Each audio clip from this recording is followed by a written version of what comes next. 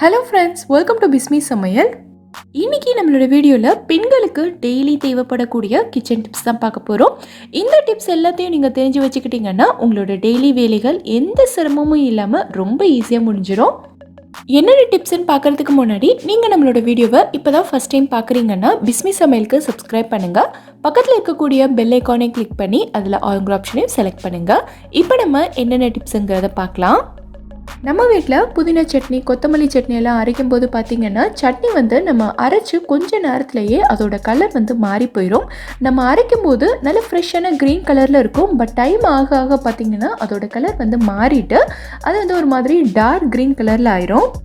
இதை நம்ம ஃப்ரிட்ஜில் ஸ்டோர் பண்ணி வச்சுருந்தாலுமே இதோட கலர் மாறும். காலையில் அரைச்ச சட்னியை நைட்டுக்கோ இல்லைன்னா அடுத்த நாள் காலையிலையோ யூஸ் பண்ணும்போது நமக்கு அந்த அளவுக்கு நல்லா இருக்காது. ஸோ இந்த மாதிரி புதினா சட்னி, கொத்தமல்லி சட்னி எல்லாம் அரைச்சி நமக்கு எவ்வளோ நேரம் ஆனாலுமே இதோட கலர் கொஞ்சம் கூட மாறாமல் நம்ம அரைச்ச மாதிரி நல்லா ஃப்ரெஷ்ஷாக க்ரீனிஷாக இருக்கணும்னா நம்ம என்ன பண்ணணுங்கிறத பார்க்கலாம். நீங்கள் எப்போவுமே புதினா சட்னி அரைக்கும் போது என்னென்ன பொருட்கள்லாம் சேர்த்து அரைப்பீங்களோ அது எல்லாத்தையும் ஃபஸ்ட்டு சேர்த்துக்கங்க. சேர்த்துட்டு கூடவே இந்த மாதிரி 1 டேபிள் ஸ்பூன் அளவுக்கு தயிர் சேர்த்துக்கங்க. இப்போ இது எல்லாத்தையும் நம்ம ஒன்றா அரைச்சிட்டு வந்துடலாம். இதுக்கு சட்னி தண்ணியாக வேணும்னா எக்ஸ்ட்ராவாக நீங்கள் இது கூட தண்ணி சேர்த்துக்கலாம். இந்த மாதிரி புதினா சட்னியில் நம்ம தயிர் சேர்த்து அரைக்கும் போது எவ்வளோ நேரம் ஆனாலுமே இதோட கலர் மாறவே மாறாது. இதே க்ரீன் கலரில் தான் ஃபுல்லாக மெயின்டைன் ஆகும். இதை நீங்கள் ஃப்ரிட்ஜில் ஸ்டோர் பண்ணி வச்சு கூட யூஸ் பண்ணிக்கலாம். 2 நாள் ஆனாலுமே இதோட கலர் மாறாது. ட்ரை பண்ணி பாருங்கள். இப்போ நம்ம அடுத்த டிப் என்னங்கிறத பார்க்கலாம். இந்த மாதிரி தேங்காயெல்லாம் ஸ்டோர் பண்ணி வைக்கிறதுக்கு நமக்கு நிறைய மெத்தட் இருக்குது. இன்றைக்கி இந்த வீடியோவில் நம்ம பார்க்க போகிற மெத்தட் தேங்காயை ஃப்ரெஷ்ஷாகவே குறைஞ்சது ஒரு 4 மாதமாவது எந்த பிரச்சனையும் இல்லாமல் ஃப்ரெஷ்ஷாக எப்படி ஸ்டோர் பண்ணி வைக்கிறதுன்னு தான் பார்க்க போகிறோம். தேங்காயில் இருக்க நார் எல்லாத்தையும் உரிச்சிட்டு இந்த மாதிரி 2ஆக உடச்சி எடுத்துட்டேன். இப்போ இந்த தேங்காயை நம்ம கீரி எடுக்கணும்னா கொஞ்சம் அழுத்தம் கொடுத்து கீரி எடுக்கிற மாதிரி தான் இருக்கும். ஆனால் ரொம்ப ஈஸியாக எடுக்கிறதுக்கு இந்த தேங்காயை அப்படியே எடுத்துகிட்டு போய் ஃப்ரீசரில் வச்சுருங்க. ஒரு 1 மணி நேரத்துக்கு இது ஃப்ரீசர்லேயே இருக்கட்டும். ஃப்ரிட்ஜில் இல்லை, ஃப்ரீசரில் வைக்கணும். 1 மணி நேரத்துக்கு அப்புறமா நம்ம ஃப்ரீசர்லேருந்து எடுத்தோம்னா இந்த தேங்காய் ஓட்லேருந்து ரொம்ப ஈஸியாக எடுக்க வரும். லைட்டாக நம்ம ப்ரெஸ் பண்ணாலே போதும், ஈஸியாக தேங்காய் கலண்டு வந்துடும்.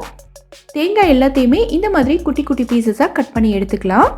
இப்போ இந்த தேங்காயில் பின்னாடி இருக்க கருப்பான பகுதியை மட்டும் நம்ம இந்த மாதிரி கட் பண்ணி எடுத்துக்கலாம். லைட்டாக கத்தி வச்சு இந்த மாதிரி கட் பண்ணிங்கனாலே ஈஸியாக நமக்கு வந்துடும்.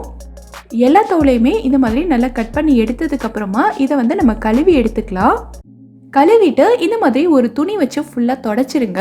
ஏன்னா இந்த தேங்காயை நம்ம ஸ்டோர் பண்ணி வைக்க போகிறோம். ஸ்டோர் பண்ண போகிற தேங்காயில் நமக்கு ஒரு சொட்டு தண்ணி கூட இருக்கவே கூடாது. அப்படி தண்ணி இருந்துச்சுன்னா தேங்காய் நமக்கு சீக்கிரமாக கெட்டு போயிடும். ஸோ இந்த மாதிரி நல்லா தொடச்சிட்டு இன்னும் ஒரு 1/2 மணி நேரத்துக்கு இதை நல்லா காய விட்டுருங்க. இந்த மாதிரி நல்லா காஞ்சதுக்கப்புறமா இப்போது ஒரு மிக்ஸி ஜாரில் இதை குட்டி குட்டி பீசஸாக நம்ம கட் பண்ணி போட்டுக்கலாம். எல்லாத்தையும் இந்த மாதிரி குட்டி குட்டியாக கட் பண்ணதுக்கப்புறமா மிக்சியில் இதை பல்ஸில் போட்டு நம்ம எடுத்துகிட்டு வந்துடலாம். இதை நீங்கள் ரொம்ப போட்டு அரைச்சிடக்கூடாது. மிக்சியில் பல்ஸில் லைட்டாக ஒரு 2-3 தடவை விட்டு விட்டு எடுத்திங்கனாலே போதும். இந்த மாதிரி நல்ல உதிரி உதிரியாக பூவாக நமக்கு வந்துடும். நிறைய பேர் தேங்காயை ஓட்டிலேருந்து ஈஸியாக எடுக்கிறதுக்கு இட்லி பாத்திரத்தில் வச்சு அவிப்பாங்க. ஸோ நம்ம அந்த மாதிரியெல்லாம் செய்யக்கூடாது. ஏன்னா நம்ம தேங்காயை ஸ்டோர் பண்ணி வைக்க போகிறோம்.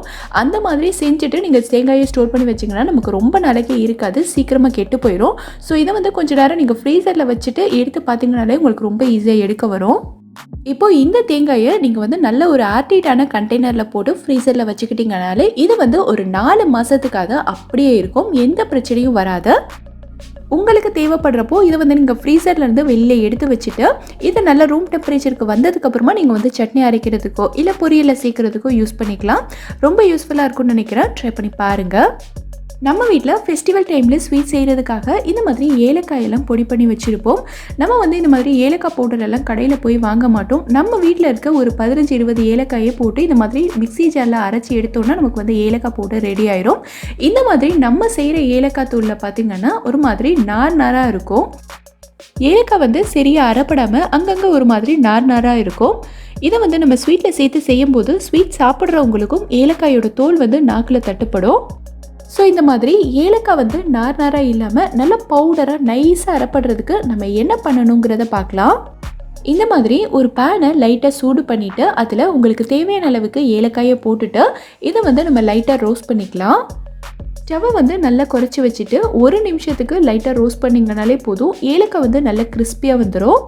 நல்லா வறுத்துட்டு இதை வந்து நம்ம வேற ஒரு பிளேட்டுக்கு மாற்றி நல்லா ஆற விட்டுறலாம். நல்லா ஆறினதுக்கப்புறமா இந்த மாதிரி ஒரு மிக்ஸி ஜாரில் சேர்த்துக்கங்க.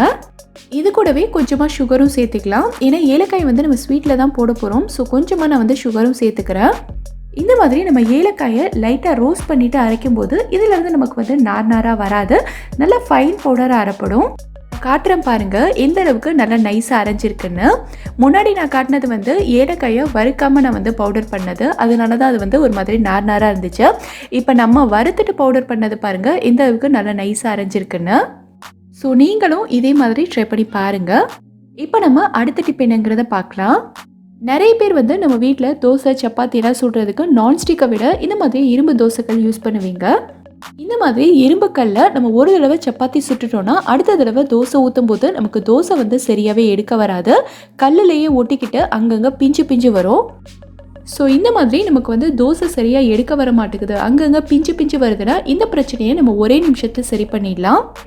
இந்த மாதிரி கொஞ்சமாக புளி எடுத்துக்கங்க. இந்த புளியை சின்னதாக நீங்கள் வந்து ஒரு காட்டன் துணிலையோ இல்லைனா ஒரு டிஷ்யூலையோ இந்த மாதிரி நல்லா சுற்றிட்டு ஒரு ரப்பர் பேண்ட் வச்சு நல்லா டைட்டாக கட்டிடுங்க. இப்போது ஸ்டவ் ஆன் பண்ணிவிட்டு தோசைக்கல் லைட்டாக சூடானதுக்கப்புறமா இதில் ஒரு 4 ட்ராப் அளவுக்கு எண்ணெய் விட்டுக்கங்க. இப்போது இதை வச்சு எல்லா பக்கமும் நல்லா தேய்ச்சி விட்டுறலாம். எந்த இடத்துலலாம் உங்களுக்கு வந்து தோசை ஒட்டிக்கிட்டு எடுக்க வர மாட்டேங்குதோ அந்த இடத்துல கொஞ்சம் அழுத்தி நல்லா தேய்ச்சி விட்டுருங்க. இந்த மாதிரி டைமில் நிறைய பேர் வந்து வெங்காயத்தை கட் பண்ணி தோசைக்கல்ல தேய்ப்பாங்க. இந்த மாதிரி நம்ம வெங்காயத்தால் தேய்க்கும் போது வெங்காயம் வந்து நமக்கு யூஸ் பண்ண முடியாது, வேஸ்ட் ஆயிரும். ஆனால் இந்த மாதிரி நம்ம வந்து புளி வச்சு தேய்க்கும் போது அடுத்தடுத்த டைமும் நம்ம இதையே யூஸ் பண்ணிக்கலாம். இந்த மாதிரி நல்லா தேய்ச்சி விட்டதுக்கப்புறமா நீங்கள் தோசை ஊற்றி பாருங்கள். தோசை வந்து கல்லில் கொஞ்சம் கூட ஒட்டாமல் நல்லா மெல்லிஸாக கிறிஸ்பியாக வரும். ட்ரை பண்ணி பாருங்கள். நம்ம எல்லார் வீட்லேயுமே இந்த மாதிரி நிறைய மரக்கரண்டி இருக்கும். இப்போல்லாம் பெரும்பாலும் எல்லாரும் மரக்கரண்டி யூஸ் பண்ணுறதுக்கு ஆரம்பிச்சிட்டோம். மரக்கரண்டி யூஸ் பண்ணோன்னா நம்ம பாத்திரம் வந்து ஸ்க்ராச்சஸ் ஆகாமல் ரொம்ப நாளைக்கு புதுசு மாதிரியே நமக்கு மெயின்டைன் பண்ண முடியுது. ஆனால் இந்த மாதிரி உடன் ஸ்பூன்ஸ் எல்லாம் நமக்கு வந்து ஸ்டெயின்லெஸ் ஸ்டீல் மாதிரி கிடையாது. ஸ்டெயின்லெஸ் ஸ்டீல் கரண்டி எல்லாம் ஒன்ஸ் நம்ம வந்து யூஸ் பண்ணிவிட்டு கழுவிட்டு அப்படியே வச்சுருவோம். ஆனால் இந்த மாதிரி மரக்கரண்டி எல்லாம் நம்ம வந்து ப்ராப்பராக மெயின்டைன் பண்ணணும். அப்போ தான் நமக்கு வந்து ரொம்ப நாளைக்கு வரும். இந்த மாதிரி மரக்கரண்டி எல்லாம் நம்ம சரியாக க்ளீன் பண்ணலை அப்படின்னா இதில் ரொம்ப சீக்கிரமாக நமக்கு வந்து ஃபங்கஸ் வந்துடும். ஒரு மாதிரி வெள்ளை வெள்ளையாக அங்கங்கே திட்டு திட்டாக இருக்கும். ஸோ இந்த மாதிரி மரக்கரண்டி எல்லாம் எப்படி ப்ராப்பராக க்ளீன் பண்ணி ரொம்ப நாளைக்கு நம்ம யூஸ் பண்ணுறதுன்னு பார்க்கலாம். இந்த பிளேட்டில் நான் வந்து கொஞ்சமாக உப்பு எடுத்திருக்கேன். கூடவே இந்த மாதிரி பாதி அளவுக்கு எலுமிச்சை பழம் எடுத்திருக்கேன். இப்போது இந்த லெமனில் கொஞ்சமாக உப்பு தொட்டுட்டு கரண்டி ஃபுல்லாகவே நல்லா தேய்ச்சி விட்டுருங்க. இந்த இடத்துலலாம் ஒரு மாதிரி கரையாக இருக்க பாருங்கள், இங்கெல்லாம் நம்ம வந்து நல்லா அழுத்தி தேய்ச்சி விட்டுக்கலாம். 2 வாரத்துக்கு ஒரு தடவை எல்லா மரக்கரண்டியையுமே இதே மாதிரி நல்லா தேய்ச்சிட்டு கழுவி எடுத்துருங்க. இப்போ ஒரு துணி வச்சு இந்த மாதிரி க்ளீனாக தொடச்சிட்டு ஃபுல்லாக காய விட்டுருங்க. இந்த மாதிரி மரக்கரண்டி எல்லாம் ஈரத்தோடய நீங்கள் எடுத்து ட்ராயரில் வைக்கக்கூடாது. நல்லா காஞ்சதுக்கு அப்புறமா தான் நீங்கள் வந்து ட்ராயரில் வைக்கணும். ஈரத்தோடய வச்சிங்கன்னா உங்களுக்கு சீக்கிரமாக ஃபங்கஸ் வந்துடும். ஸோ இதே மாதிரி நீங்கள் வந்து உங்களோட மரக்கரண்டி எல்லாத்தையுமே மெயின்டைன் பண்ணிங்கன்னா இதில் வந்து நமக்கு ஃபங்கஸ் வராமல் கரண்டி வந்து டக்குன்னு உடஞ்சிடாமல் ரொம்ப நாளைக்கு புதுசு மாதிரியே மெயின்டைன் பண்ணலாம். ட்ரை பண்ணி பாருங்கள். இந்த வீடியோவில் நான் சொல்லியிருக்க டிப்ஸ் எல்லாமே உங்களுக்கு ரொம்பவே யூஸ்ஃபுல்லாக இருக்கும்னு நினைக்கிறேன். எந்த டிப் உங்களுக்கு ரொம்ப யூஸ்ஃபுல்லாக இருந்ததுங்கிறத கீழே இருக்க கமெண்ட்டில் எனக்கு சொல்லுங்கள். இந்த வீடியோ பிடிச்சிருந்தா லைக் பண்ணுங்கள். உங்கள் ஃப்ரெண்ட்ஸ் உங்கள் ஃபேமிலி மெம்பர்ஸ் கூட இந்த வீடியோவை ஷேர் பண்ணுங்கள். மறக்காமல் நம்ம பிஸ்மி சமையலுக்கு சப்ஸ்கிரைப் பண்ணிவிட்டு பக்கத்தில் இருக்கக்கூடிய பெல் ஐக்கானை கிளிக் பண்ணி அதில் ஆல் ஆப்ஷனையும் செலக்ட் பண்ணுங்கள். தேங்க்யூ.